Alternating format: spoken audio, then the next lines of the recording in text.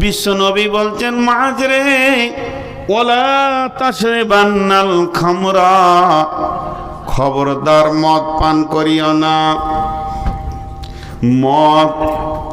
মদের বোতল খবরদার পান করিও না। ফাইন্নাহু রাসুন কুল্লি ফাহিশাতিন, এই মদ হলো সমস্ত নোংরা কাজের মাথা। আল্লাহর নবী অন্য জায়গায় বলেছেন ফাইন্নাহু মিফতাহুন নার, মদ হলো জাহান্নামের চাবিকাঠি। যে লোকটা মদ খেয়ে নিল সে যেন নিজেই জাহান্নামের দরজাটা নিজের জন্য খুলে দিল। মদ পান করিও না। জি ভাই, আপনাদের মালদার লোক মদ খায় না?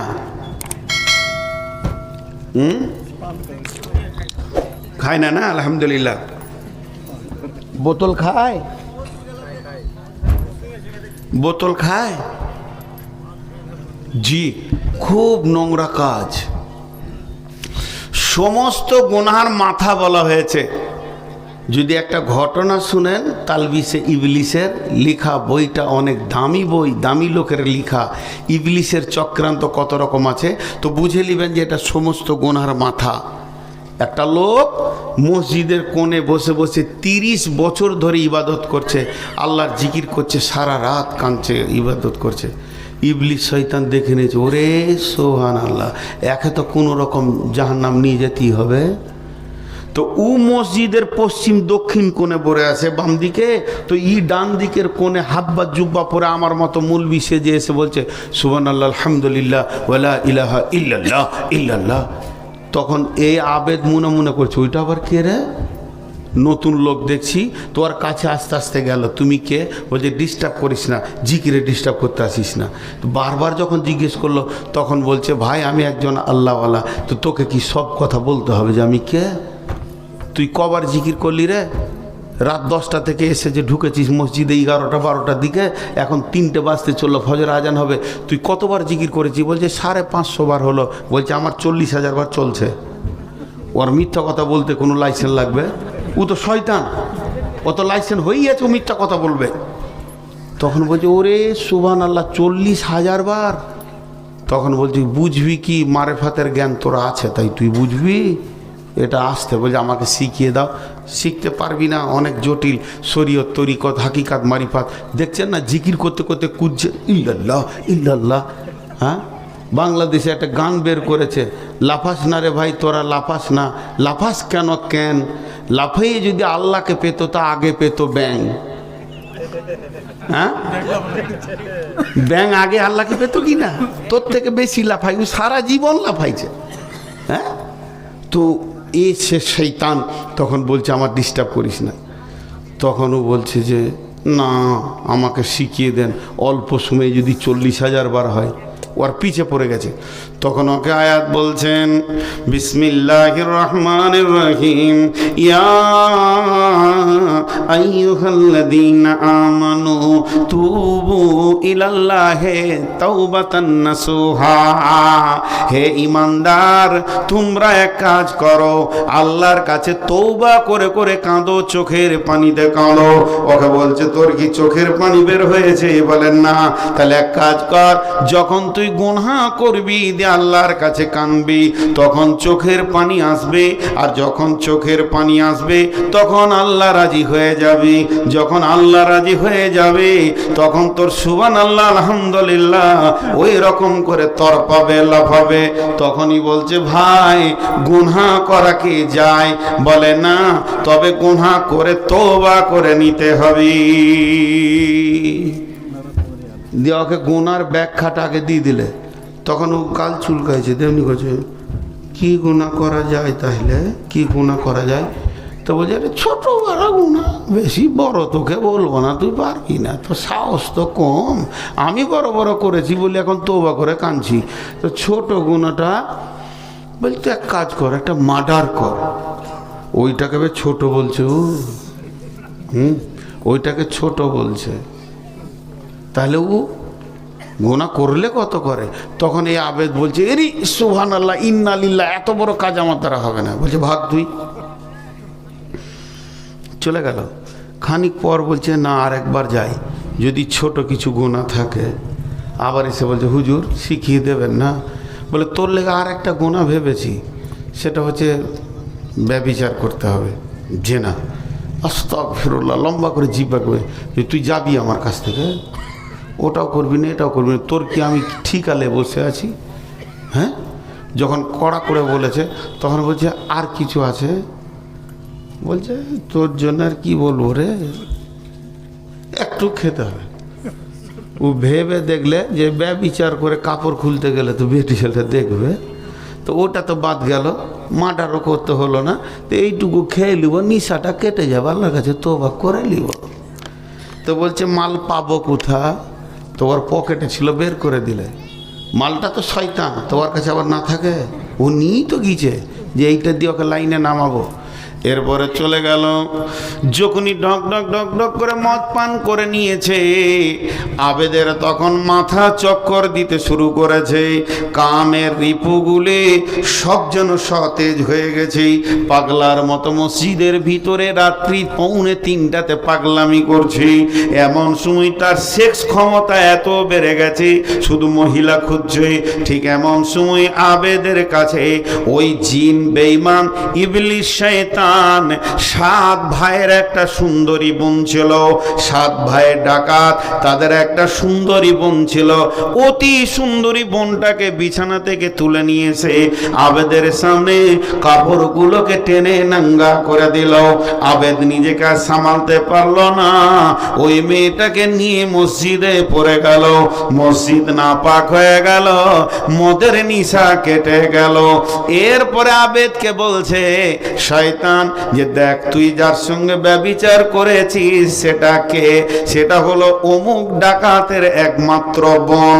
এখন যদি তোকে বাঁচতে হয় মেয়েটাকে কেটে ফেলে দিতে হবে। এই মেয়েটি যদি বেঁচে থাকে ভাইদেরকে বলে দেবে। ও দেখছে তাও তো বটে, বলে একা কাটবো কি করে? বলছে আমি ধরছি তুই কাট। ওই ধরে নিল আর আবেদ মেয়েটাকে কেটে দিল। যখনই মার্ডার হয়ে গেল সঙ্গে সঙ্গে নিয়ে লাশটাকে নদীর ধারে একটা নরম জায়গায় পুঁতে দিল। পুঁতে দেওয়ার পর ওই শয়তান আবার গিয়ে ওদের ভাইদের দরজায় 3টে সময় ধাক্কা দিয়ে তুলছে আর বলছে পাগলের দল ওঠ, তোদের বোন আজ রাতে মার্ডার হয়ে গেছে। 7 ভাই উঠে দেখছে বিছানায় বোন নাই। খোঁজ খোঁজ খোঁজ খোঁজ, বোন কোথা? বলে দেখ গা নদীর ধারে নরম মাটিতে পোঁতা আছে। লাশটা বেরিয়ে গেল। লাশ দেখে 7 ভাইয়ের রক্ত মাথায় চেপে গেল, খুন মাথায় চেপে গেল, আর সামালতে পারে না। কে করেছে কাজ? কে করেছে? বোনকে ব্যভিচার করে তাকে মার্ডার করেছে। শয়তান বলে দিল মসজিদে যে আবেদ থাকে, দৌড়ে গিয়ে 2টা বাড়ি যেই মেরেছে অনর্গল সত্য কথা বলে দিল। তারপরে 7 ভাই তাকে মার্ডার করে দিল। ও কি কি কাজ করলো? মার্ডার করলো, ব্যভিচার করলো, মদ পান করলো, মসজিদকে নাপাক করলো, শেষ মতে নাপাক হালাতে কবরে গেল। শয়তান তাকে প্রথম গুনাহ করাতে পারেনি। যখনই তার পেটের ভিতরে মাল ভরে দিয়েছে সমস্ত গুনাহগুলো তার আসান হয়ে গেছে এবং জাহান্নামের চাবিটাও সে খুলে দিয়েছে। এর জন্য বিশ্ব নবী বলছেন লা তাসরিবান্নাল খামরা ফা ইন্নাহু রাসুন কুল্লি ফাহিশাতিন। মাজরে খবরদার মদ পান করিও না, মদ হলো সমস্ত ফাহিশা কাজের মাথা। আমার সঙ্গে সবাই দোয়া পড়েন, আস্তাগফিরুল্লাহ আল্লাজি, আরো কেটে বলছি আস্তাগফিরুল্লাহ আল্লাজি লা ইলাহা ইল্লা হুয়াল হাইয়ুল কাইয়ুম ওয়া তুবু ইলাইহি। এটা হলো বড় ইস্তেগফার। আমরা আপনাদেরকে, আমিও ইস্তেগফার করলাম, আপনিও আমি সকলে করে নিলাম। আর মদের বোতলে হাত দিব না, জোরে বলেন ইনশাআল্লাহ। এরপরে বিশ্বনবী বলছেন ওয়া ইয়াকা ওয়াল মাসিয়া ফাইন্না বিল মাসিয়াতি হাল্লুন সাখাতুল্লাহ। মাঝরে আমার একটা ওসিয়ত শুনে নাও। 5 নম্বরে, যদি কোনো গ্রামে, কোনো বস্তিতে, কোনো এলাকায়, কোনো পঞ্চায়েতে, কোনো জেলাতে, কোনো পৌরসভায় যদি রাস্তার ধারে প্রকাশ্য কাবিরা গুনাহ হয়, জেনা চলে, মদ চলে, ব্যভিচার চলে, লুডু চলে, তাস চলে, দাবা চলে, জুয়া চলে, এটা যদি প্রকাশ্য ভাবে গুনাহ চলতে থাকে, তাহলে জেনে নাও ওই এলাকাকে এবং ওই গ্রামকে আমার আল্লাহ ধ্বংস করে দেবেন। আল্লাহ এত রেগে যাবেন যে এলাকাকে এলাকা ধ্বংস করে দেবে। তার মানে নবীজি বলতে চাইছেন, মাঝরে গোপনে গুনাহ থেকে প্রকাশ্য গুনার গুনাহটা আরো বেশি।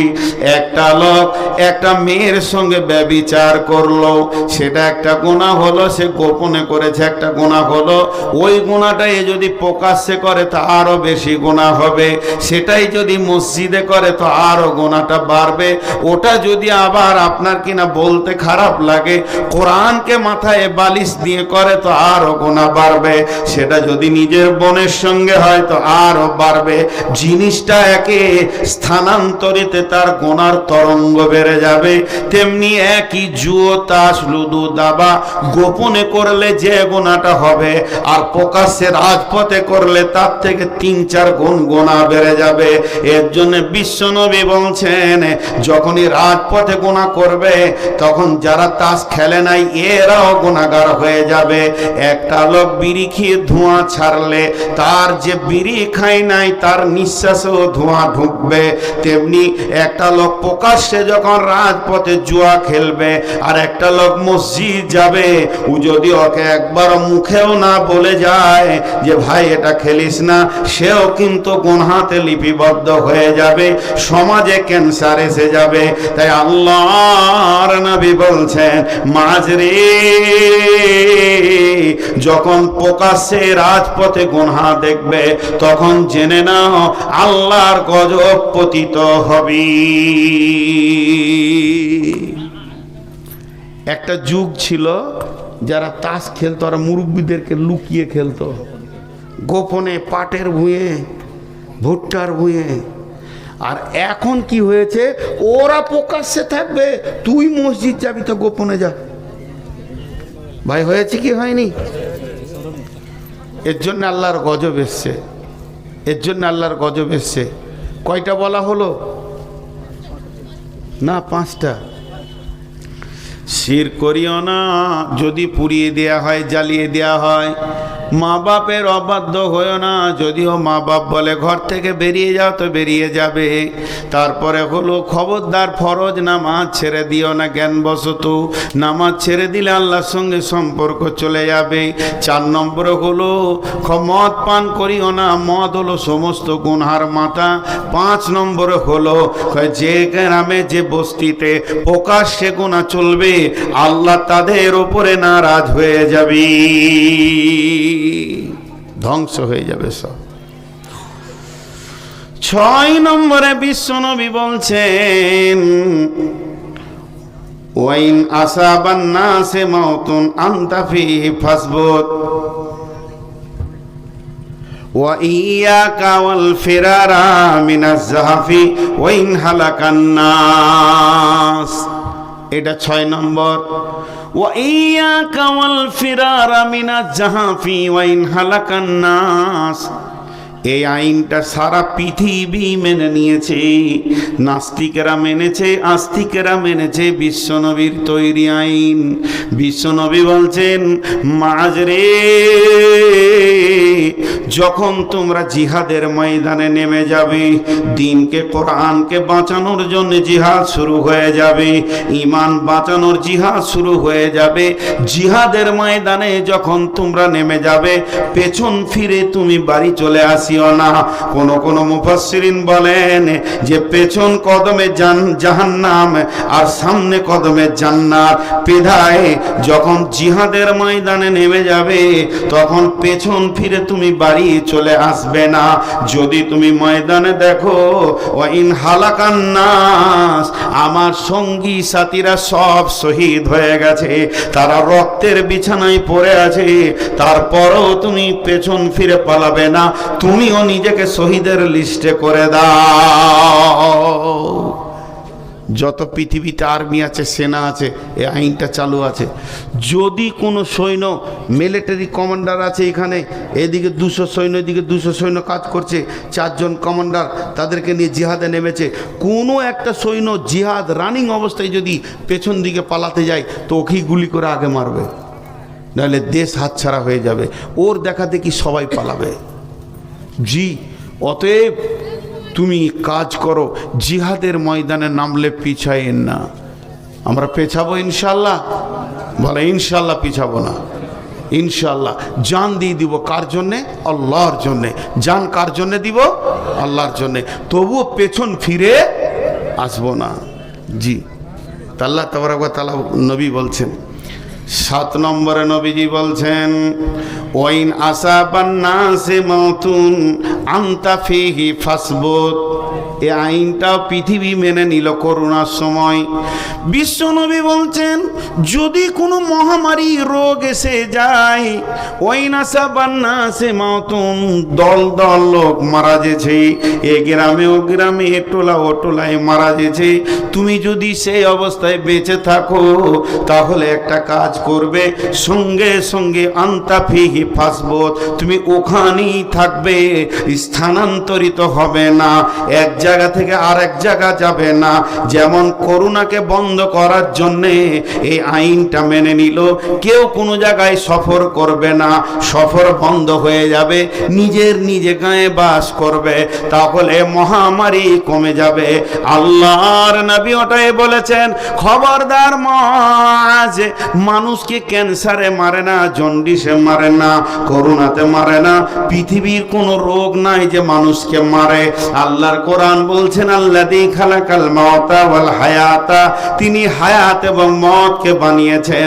আমি কবে মরবো আর কবে পৃথিবীতে আসব, এই পৃথিবী সৃষ্টি হওয়ার 50,000 বছর পূর্বে লেখা হয়ে গেছে, সেই লিস্ট ধরে চলছে।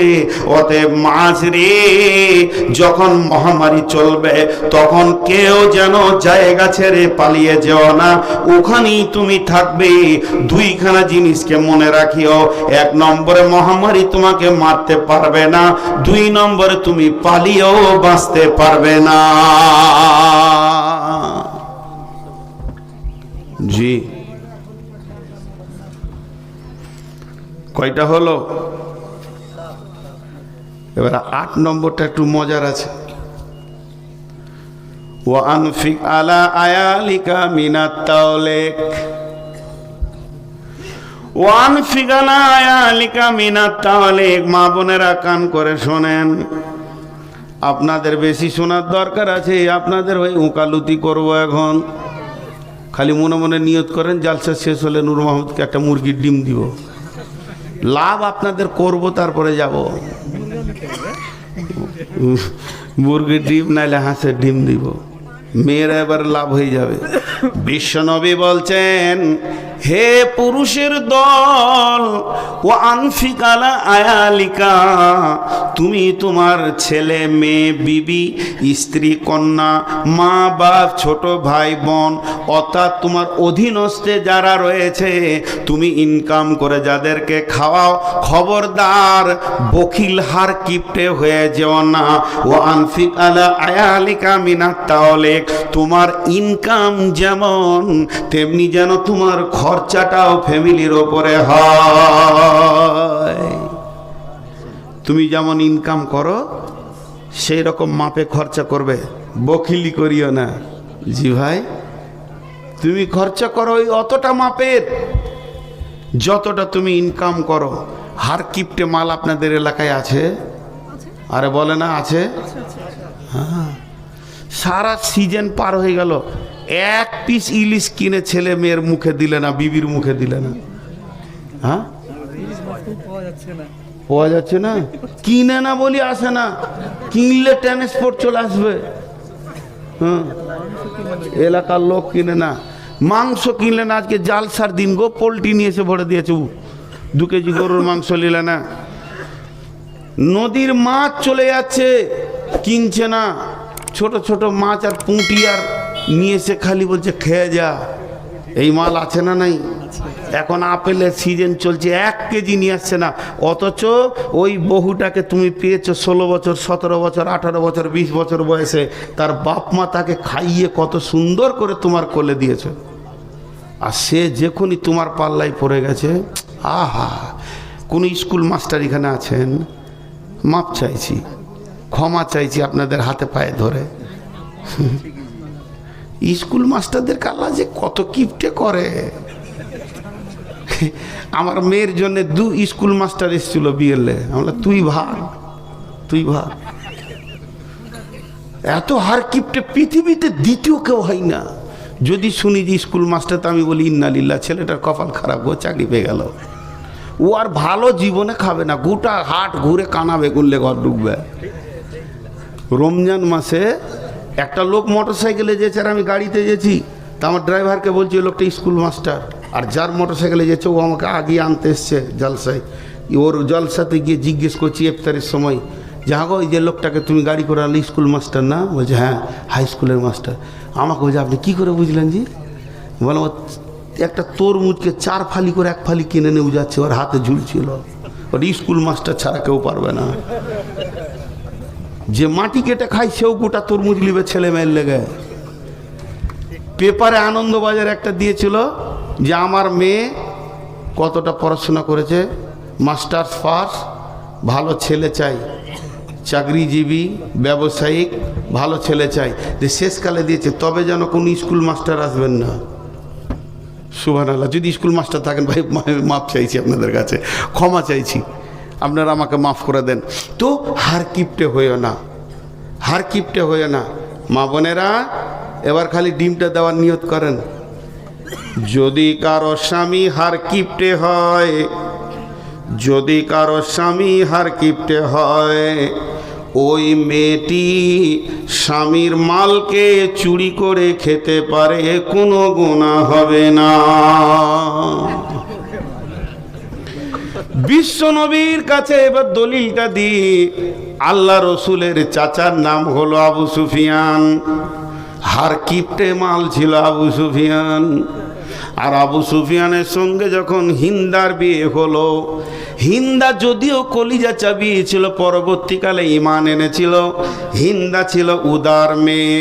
হিন্দা আবু সুফিয়ানকে বিয়ে করার পর খাবার দাবার ভালো পাই না। অভিযোগ করবে কাকে? বিশ্ব নবীকে এসে বলছেন, তখন হিন্দা ঈমানদার।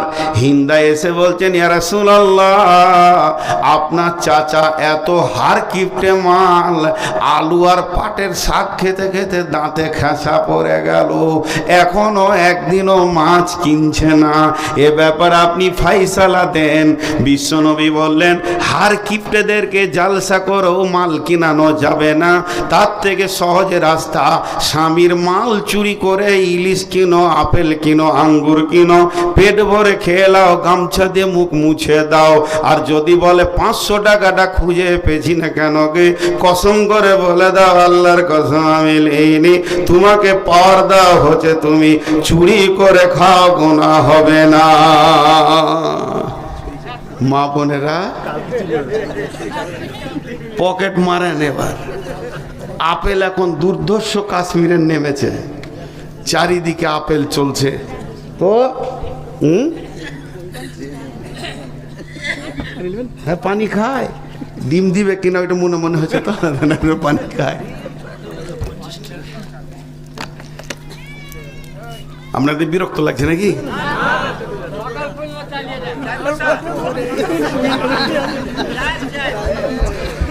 না, আসলে আমি অনেক সুগারের রুগী, আর এখন সারা বছরটা পড়ে আছে, আর বেশিক্ষণ আমি চালাচ্ছি না আপনাদেরকে। তো কি হলো, স্বামীর মাল স্ত্রী চুরি করতে পারে, তিনজন চোর নয়, দুইজন চোর নয়, দুইজন চোর নয়। কে কে বলেন তো? একটা হচ্ছে ছোট ছেলে মেয়ে, বাচ্চা ছেলে মেয়ে মা বাপের পকেট থেকে পয়সা বের করলে ও চোর নয়, ও না বলে নিতে পারে। আর কে চোর নয়? আর চোর নয় স্ত্রী স্বামীর পকেট থেকে ওই পরিমাণে মাল নেবে যে পরিমাণ ওকে খেতে মন গেছে, তা বলে 5,000 টাকা নিয়ে ছোট ভাইকে পাঠিয়ে দিলে যে ভালো প্যান্ট কোট করে লিগা ঈদে, কাবিরা গুনাহ হবে। ওটা কোরআন বলে দিয়েছে। আবার তার দলিল কি? বিসমিল্লাহির রহমানির রহিম, ফাসসালিহাতুন কানিতাতুন হাফিজাতুন লিল গায়বি বিমা হাফিজাল্লাহ। ও সতীসাধী নারী রে, তোমরা সলেহা হয়ে যাও, অল্পে সন্তুষ্টি হয়ে যাও এবং হিফাজত করনেওয়ালি হয়ে যাও। সলেহার তর্জমা করতে গিয়ে বলেছেন সাল্লাত খামসাহা, সামা সাহরাহা, আসানাত ফারজাহা, আতাত বালাহা। স্বামীর ইতাত করনেওয়ালা হয়ে যাও, পর্দাওয়ালি হয়ে যাও, নামাজ পড়নেওয়ালি হয়ে যাও এবং নিজের শরীরকে ঢেকে রাখনেওয়ালি হয়ে যাও। এই 4টা কাজকে সলেহার তফসিরে আনা হয়েছে। আর দ্বিতীয় নম্বর কানেতা, স্বামী যেমন ইনকাম করবে সাদা বাটা কাপড় এনে দেবে, সাদা বাটা খাবার এনে দেবে, ওটাই আলহামদু বলে গ্রহণ করে নাও। যেমন তোমার ইনকাম, তোমার স্বামী রিক্সাওয়ালা সারাদিন ঘাম ফেলে বইকালে একটা আপেল এনেছে, ছেলে মেয়েদেরকে নিয়ে ভাগ করে খেয়ে নাও, এটাতে বখিল বলা যাবে না। আর আপনার কি না কানেতা হয়ে যাও আর হাফেজা হয়ে যাও। হাফেজা মানে তুমি 3টে জিনিস হিফাজত করো। স্বামীর সন্তান আদি তোমার পেটে যেগুলো স্বামী পৌঁছে দিয়েছে, এটাকে ওষুধ দিয়ে নষ্ট করবে না, 1 নম্বর। 2 নম্বরে তোমার মাথা থেকে পা পর্যন্ত মহারানা দিয়ে স্বামী কিনে নিয়েছে, এটা তুমি ক্ষয় করতে পাবে না, নষ্ট করতে পাবে না। 3 নম্বর, স্বামীর ঘরে যে মাল আছে, টাকা পয়সা, সোনা দানা, চাউল ডাউল, আনাজ আছে, এগুলো তুমি খরচা করে দিতে পারবে না। স্বামীর বিনা হুকুমে মা বাপকে তো দেওয়ার কথা, অতিরিক্ত দান করতে পারবে না। অতএব তোমাকে দান করতে গেলেও স্বামীর পারমিশন নিতে হবে। স্বামীর মালের তুমি হিফাজত করো। অতএব আপনি মনে করবেন যে আমি স্বামীর পকেট থেকে 2,000 টাকা চুরি করে নিব, 500 টাকার মাল কিনে খাবো, ও সব দিয়েছে, আর আমি 1,500 টাকা ভাইকে, বাপকে, বন্ধু বান্ধবীকে দিয়ে দিব, চলবে না, চলবে না। স্বামী যদি হার কিপটে হয় তাহলে খাওয়া পরিমাণ মালটা তুমি নিতে পারবে, এর থেকে অতিরিক্ত নিতে পারবে না। ডিমটা আমার গেল, একটু ভরসা আছে। চুরি করার পারমিশন তো দিয়েছি। মেয়েদের ওইটা একটা ভালো বিজনেস, কিন্তু চুরি করে করে অনেক পয়সা করে। জি, তো এটা হলো 8 নম্বর। 9 নম্বরে নবীজি বলছেন পুরুষদেরকে, ওয়ালা তারফা আনহুম আসাকাল আদাবা, খবরদার আদবের লাঠি হাতছাড়া করবে না। একদিকে তাদেরকে ভালোবাসবে, অন্যদিকে শাসন করা রাখবে। তারা যেন কোরআন হাদিসের বাইরে না চলে, শরীয়তের বাইরে না চলে। যেহেতু আমার নবী বলেছেন আমার প্রত্যেকটি উম্মত হলো রাখওয়াল, তার কারণ হচ্ছে যে ফ্যামিলিটা আপনার ইনকামে চলছে, ওই ফ্যামিলি আপনার অনুগতে চলছে, তারা যদি শরীয়ত গর্হিত গুনাহ করে, কিয়ামতের মাঠে আপনাকে জবাব লাগবে। অতএব তাদেরকে খাওয়াও ভোগ, আবার তাদেরকে শাসন কর, দেখাও লাল চোখ। খবরদার বেনামাজি চলবে না, এ ঘরে তেলাওয়াত বন্ধ হবে না। খবরদার সময়ে নামাজ পড়তে হবে, কোনো অজুহাত চলবে না, সব দিকটা শাসন করা রাখতে হবে। জি, খুব সত্য কথা বলছি। বুঝাতে গিয়ে ঘরের কথা বলে দিলাম, কিছু একটাও বলছি। বিয়ে হয়ে গেছে আমার 1-1.5 বছর, তারপরও আব্বার মার খেয়েছি। আমার আব্বা এত কড়া মানুষ ছিলেন, আমরা দাঁড়িয়ে দাঁড়িয়ে মার খেয়েছি। তো অপরাধটা কি ছিল শুনলে আপনারা বলবেন এটা অপরাধী নয়। বিয়ের বরযাত্রী গিয়েছিলাম, এটাই অপরাধ। বিয়ের বরযাত্রী গিয়েছি, নিজের ফুফাতো ভাই জোর করে নিয়ে গেল, ছাড়লো না, তুই চো। গেলাম, ঘুরে এসেছি, রাখাচ্ছে না আমার সঙ্গে। আব্বাকে মুসাফা করছি, বাপ বেটা আমাদের সালাম মুসাফা হতো, কোথাও গেলাম এলাম বাজার থেকে, তো মুসাফা করছে না।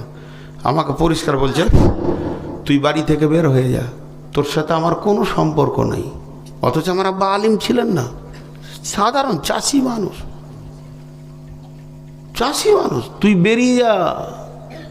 দিয়ে তারপরে বসলো মুরালিয়ে, আমাকে সামনে বসিয়ে বলছে, তুই আমাকে হাদিস দেখা যে বেটির বাপের ঘরে 200 লোক গিয়ে খেতে হয়, তারপরে তোর সঙ্গে আমার সম্পর্ক।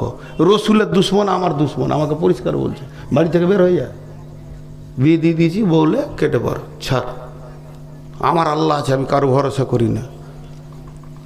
তো চিন্তা করেন, তোকে ওইটা দলিল দিতে হবে যে বেটির বাড়িতে তোকে আমি পড়ালাম, তোর বেডিং মাথায় করে করে মাদ্রাসা ঘুরলাম, আর আজকে তুই বরযাত্রী যাবি, টুপি পাঞ্জাবি লাগিয়েস, কি করব? বিবিও আছে দাঁড়িয়ে দেখছে, খুব কড়া শাসন চলছে।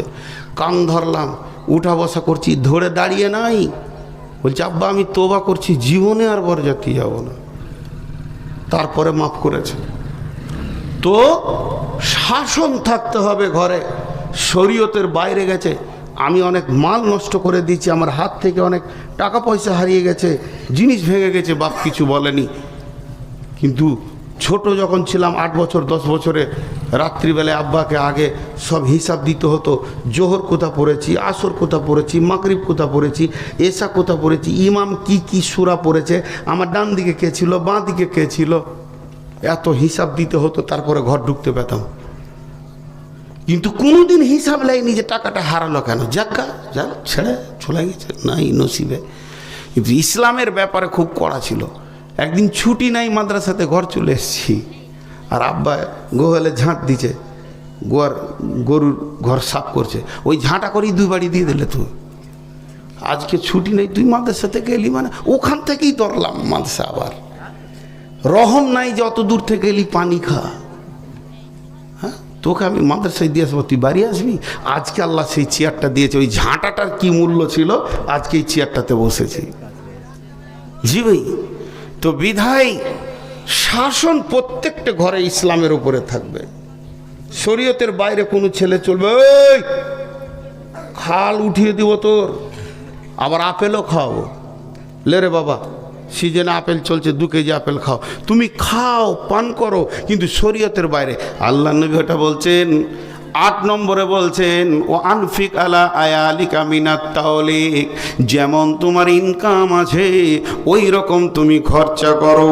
আল্লাহ আমাকে ইনকাম দিয়েছে অনেক, আমি কতবার উমরা করেছি সেটা আপনাদের বলতে আসেনি। আমার বিবি অন্তত 6 থেকে 7 বার উমরা করলো, আমার মেয়ে 6-7 বার উমরা করেছে। আল্লাহ আমাকে 17 থেকে 18 বার নিয়ে গেছে। আল্লাহ তাবারাক ওয়া তাআলা অত্র এলাকায় 20 থেকে 25 জন আলেম আমার সঙ্গে উমরা করেছে, তাদেরকেও আমি আল্লাহর রাস্তা, আল্লাহর ঘর দেখিয়েছি। আল্লাহ তাবারাক ওয়া তাআলা এইভাবে দিন কাটিয়ে নিয়েছে। এর জন্য আমার রব বলছেন, আমার নবী বলছেন, মাজরে ওয়া আনফিক আলা আয়ালিকা মিনাত তাওলিক, তোমার যেমন ইনকাম আছে তুমি সেরকম খরচা করো, কিন্তু ওয়ালা তারফাআনহুম আসাকাল আদাবা, খবরদার তুমি আদবের লাঠিটা হাতছাড়া করে দিও না, ওটাকে তুমি ফেলে দিও না, ওটাকে কাজে লাগাও। শরীয়তের বাইরে চললে তুমি লাঠিকে কাজে লাগাও। তাহলে 9টা বলা হয়ে গেল। 9 কথার 1 কথা, 10 কথার 1 কথা, লাখ কথার 1 কথা, কোটি কথার 1 কথা, সব কথাগুলো যা দাম, নবীজির শেষ কথাটা তার থেকে লাখো গুণে দাম। বিশ্বনবী শেষকালে বলছেন 10 কথার 1 কথা মোহর মেরে দিয়ে বলছেন, ও আখিফহুম আখিফুহুম ফিল্লাহে। কত ছোট কথা, কত ওজন আর কত ছোট কথা। বিশ্বনবী বলছেন মাছ, আমার এই কথাটা যদি তুমি একবার শুনে নাও, কোনো গুনাহ তোমার গায়ে টাচ করবে না। ও আখিফুহুম ফিল্লাহে, জলে থাকো, স্থলে থাকো, ভাসমান আকাশে প্লেনে উড়ে যাও, কিংবা সমুদ্রের মাঝে ভাসমান থাকো, জঙ্গলে থাকো, জনসমুদ্রে থাকো, একা থাকো, পৃথিবীর যে কোনো কোণে থাকো না কেন, সুস্থ থাকো, অসুস্থ থাকো, আর ফ্রি থাকো চাই ব্যস্ত থাকো, এই জিনিসটা সব সময় সঙ্গে রাখবে। ও আখিফুহুম ফিল্লাহে, আল্লাহর ভয়কে সঙ্গে রাখিও। তোমার সঙ্গে যদি আল্লাহর ভয় সব সময় থাকে, তোমার গায়ে কোনো গুনাহ টাচ করবে না। উঠবেন না। যেমন প্রথম কথাগুলো শুনলেন, তেমনি শেষ কথাগুলো 5-10 মিনিট শুনেলেন। একসঙ্গে দোয়া করে সবাই উঠব, আমার রব খুশি হবেন। আজকের মজলিসটা আমাকে খুব ভালো লাগছে। আমি প্রথমেই বলেছি যে এই কমিটির ছেলেরা আমার সঙ্গে যে ব্যবহার করেছে, আমি এখনও পর্যন্ত ওদের কোনো একটা ত্রুটি ধরত। এমন ছেলে ডাক্তার বলছে, আবার মাস্টার বলছে গাড়িটা ধুয়ে দিব। হাজি আমার গাড়ি ধুতে চাইছে, আমি কোনো মতেই দিতে চাই না। বলছে না, এটা আমাদের ভাগ্য। এত আদো বলা ছেলে খুব কমই পাওয়া যায়। আল্লাহ এগুলো ছেলেগুলোকে কবুল করুন, আমাদের সকলকে কবুল করুন। সবাই আমিন বলেন। আল্লাহ আমাদের সকলকে কবুল করুন। মেয়েরা কত ভালো দেখলেন। হ্যাঁ, 3টে ডিম এসেছে, তাহলে আর একটা দিব নাকি ওরাকে ওকালতি করতে করতে? আর একটা পাওয়ার বাড়ি দিব না? এখন দিব না, সামনে বছর ডিম কাটা দিলে আর পাবো না। তো এবার গুণই দিচ্ছি। বিসমিল্লাহির রহমানির রহিম। হযরতে মুআজ বিন জাবাল বলছেন, বিশ্ববাসী রে, আল্লাহর নবী আমাকে 10টা ওসিয়ত করেছেন। তার মানে আজকের জন্য তরজমাটা নতুন করে আপডেট করে দিই। ও আজকের কাঁঠাল পাড়ার মাহফিলের বাসী রে, ও শ্রোতাবৃন্দ, নারী পুরুষ, আমাদের নবী আমাদেরকে 10খানা ওসিয়ত করেছেন। 1 নম্বরে বলেছেন, খবরদার কারো সামনে মাথা নত করবে না, শিরক করবে না। যদি তোমাকে পিস পিস করে কেটে দেয়া হয়, কিংবা জ্বালিয়ে পুড়িয়ে ছাই করে দেয়া হয়, কারো কাছে মাথা নত করবেন না। 2 নম্বরে বলেছে, মা বাপের ওপরে কমন করে কথা বলবেন না, কোনো রকমের ঝিড়কে রুতে কথা বলবে না, চড়াও করে উঁচু কথা বলবে না। যদিও তোমার মা বাপ বলে বাড়ি থেকে বের হয়ে যা, সঙ্গে সঙ্গে বেরিয়ে যাবে।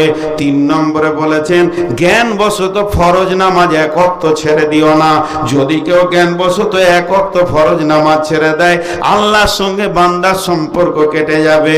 4 নম্বরে বললেন, খবরদার তোমরা মদ পান করিও না।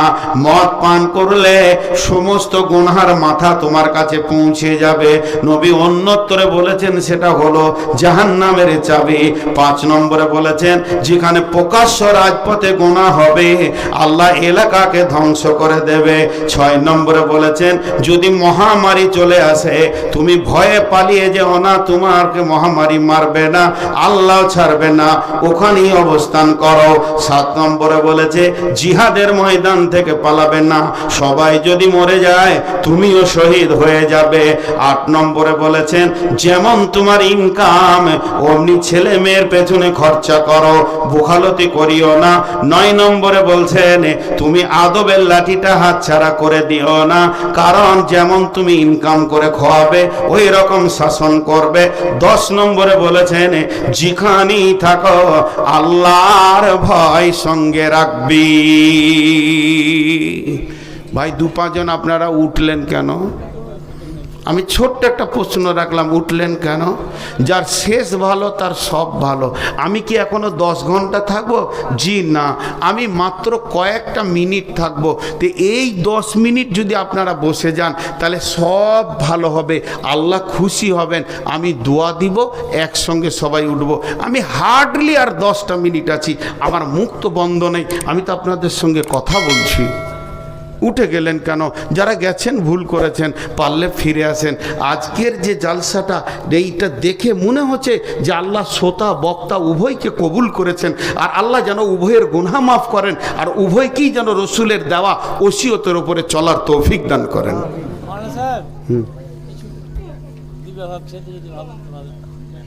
দাঁড়ান দাঁড়ান দাঁড়ান দাঁড়ান, আমার নাম না এইটাই, একটু একটু 5টা মিনিট 2 মিনিট। জি আমি আছি তো। তো আপনাদের কাছে আমি খালি একটা ছোট্ট কথা বলবো, 10টা মিনিট ভিখারির মতো খালি সময়টা চেয়ে নিচ্ছি আপনাদের জীবনের। একজনও বাচ্চা ছেলেও উঠবেন না, হাত দুটো ধরে বলছি, এর থেকে আর আমি নিচে কিছু বলছি না।